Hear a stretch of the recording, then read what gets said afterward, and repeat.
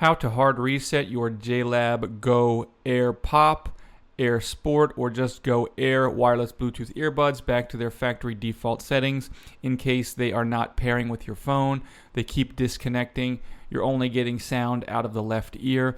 Any kind of issues like this that you're trying to troubleshoot can very often get these headphones working.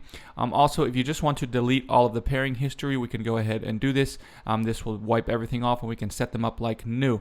It's very easy to do. All we want to do is put our earbuds in the case as shown here, keeping the case open. And we're going to come on either of the earbuds and we're going to tap on the button on the back 7 times. Tap, tap, tap, tap, tap, tap, tap.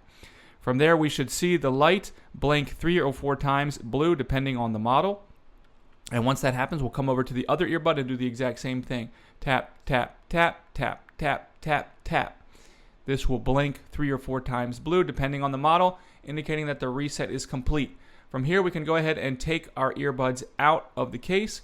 One of them will be solid white, and one of them will be blinking blue and white, indicating that they are now ready to be set up and paired as a new device. And if you're interested in getting these earbuds, I'll put a link in a pinned comment below.